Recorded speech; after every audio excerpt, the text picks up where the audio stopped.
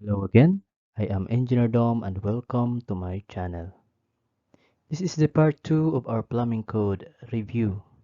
Before tayo mag-start, palike, share, and subscribe po sa ating channel para updated kayo palagi sa mga susunod pa na videos about review tutorials. Again, uulitin ko, kailangan nyong ma-master ang National Plumbing Code dahil dito lang umiikot karamihan sa exam. Let's start now the plumbing code part 2 questions. Ipapakita ko ang mga questions sa screen. Merong 20 items. Maaari niyong isulat ang letter na napili niyo sa papel or sa notes. At kung masyadong mabilis ang transition ng questions, pwede niyong i-pause bawat question at i-continue niyo na lang pagtapos niyo ng masagutan. Pag natapos na lumabas sa screen ang 20 item questions, sabay nating sasagutan yan. So, good luck! Enjoy answering.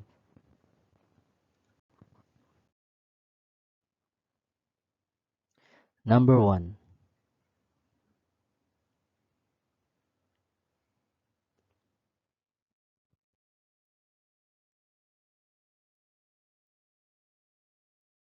Number 2.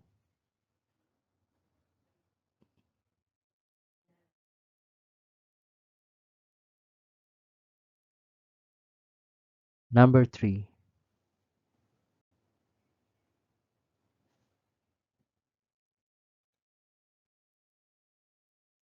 Number 4.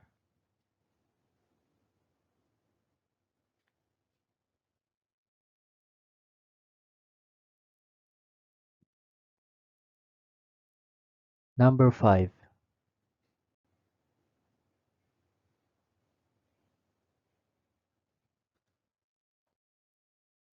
Number 6.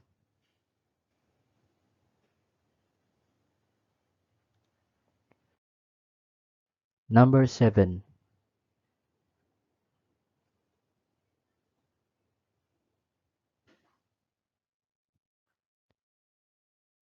Number 8.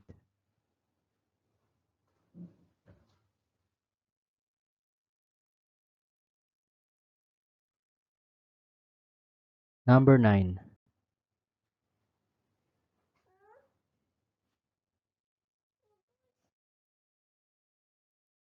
Number 10.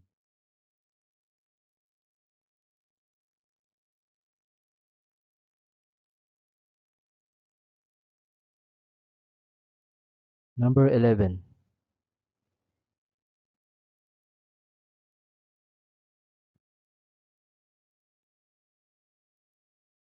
Number 12.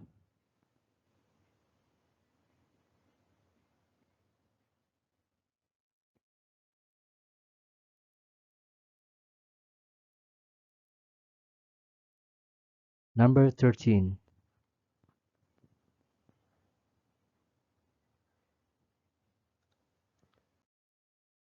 Number 14.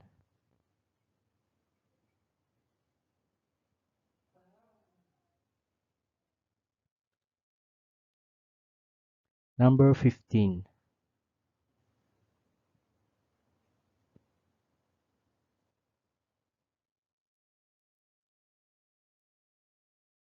Number 16.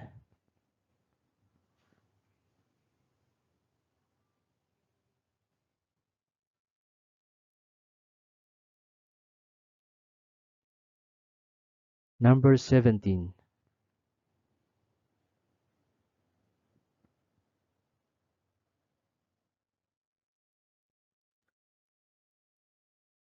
Number 18.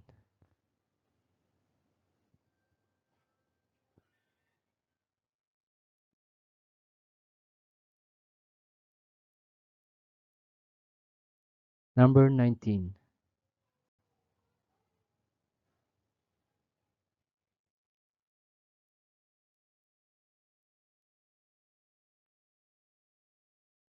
And number 20.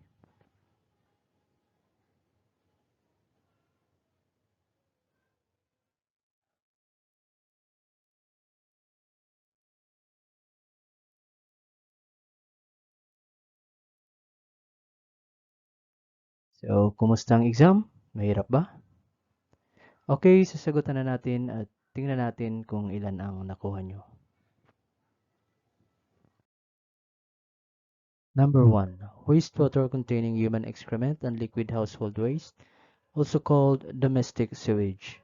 Letter A. Sanitary sewer. B. Storm sewer. C. Sanitary sewage. D.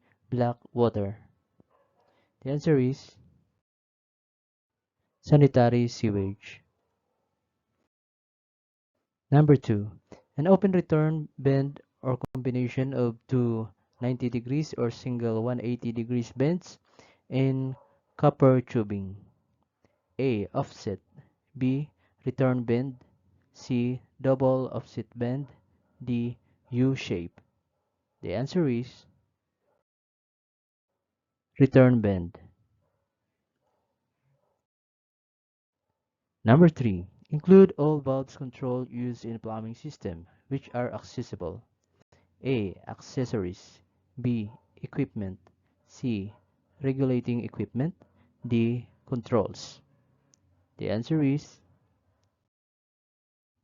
regulating equipment.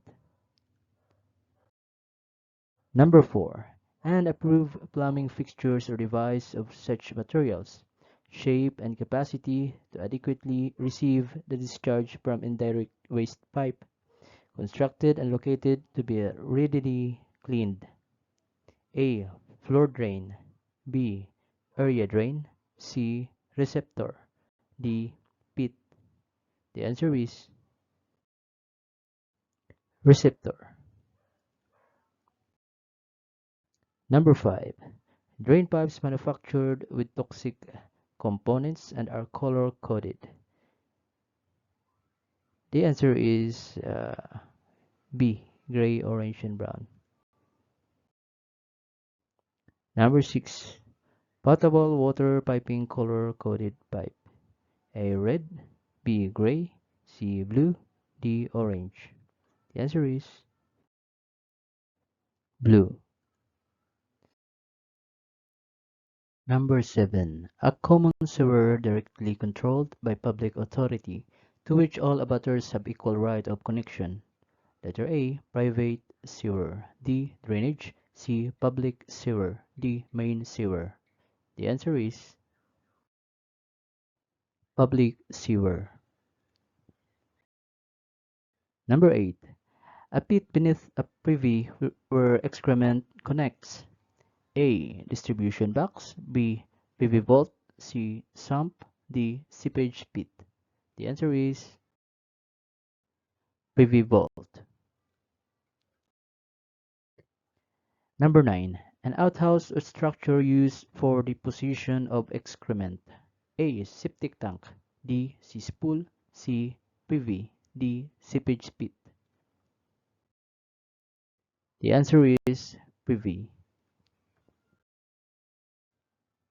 Number 10. A building sewer which received the discharge from more than one building and conveys it to public sewer, private sewage disposal system, or other point of disposal. Letter A. Public sewer. B. Public use. C. Private sewer. D. Private use. The answer is private sewer. Number 11 is the single sloping drain from the base of a stack to its junction with the main building drain. Letter A. Secondary branch. B. Primary branch. C. Building drain. D. Branches. The answer is primary branch. Number 12. The pressure available at the fixture or water outlet. Allowance is made for pressure drop due to friction loss, head, meter, and other losses in the system during maximum demand period. Letter A. Static pressure. B. Normal pressure. C. Residual pressure. D. Critical pressure. The answer is residual pressure. Number 13. The pressure existing without any flow motion. Letter A. Critical pressure. B. Normal pressure. C. Static pressure. D. Static head. The answer is Static pressure. Number 14. The normal force exerted by a homogeneous liquid or gas per unit of area on the wall of the container. A. Static head. B. Pressure. C. Energy. D. Isolated space. The answer is pressure. Number 15. Water satisfactory for drinking, culinary and domestic purposes, and meets the requirement of the Philippine National Standard for Drinking Water. Letter A. Potability. B. Purified water. C. Potable water. D. Clear water. The answer is potable water. Number 16. An impairment of the quality of water to a degree which creates hazard to the public health and adversely affect the aesthetic and potable qualities of water for domestic use. A. Contamination. B. Non-potable. C. Pollution. D. Wastewater. The answer is pollution. Number 17. The administrative authority or the officer of the administration and enforcement of the NPC or his regularly authorized authority. Letter A. Person. B. Plumbing official. C. Administrative authority. D. Having jurisdiction. The answer is plumbing official. Number 18.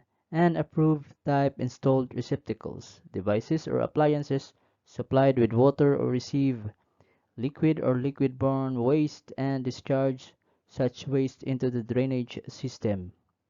Letter A. Plumbing appliance. B. Plumbing appurtenance. C. Plumbing fixtures. D. Plumbing system. The answer is plumbing fixtures. Number 19. A manufactured device or prefabricated assembly or an on-the-job assembly or component parts and serves as adjust to the basic piping system and plumbing fixtures. Letter A. Plumbing fixtures. B. Plumbing appliance. C. Plumbing appurtenance. D. All of the above. The answer is plumbing appurtenance. And the last number, number 20. Any one of special class of device or equipment or intended to perform a special plumbing functions such as motors, heating elements, and pressure temperature elements. Letter A. Plumbing appurtenance. B. Plumbing appliance. C. Plumbing fixtures. D. All of the above. The answer is plumbing appliance. Okay, at yan po nagtatapos ang part 2 ng plumbing code review. So, sana po nag-enjoy kayo sa pagsagot at sana makatulong ang video na to sa inyo. Again, palike, share, and subscribe po ng ating channel para updated po kayo sa mga susunod nating video. Maraming salamat po.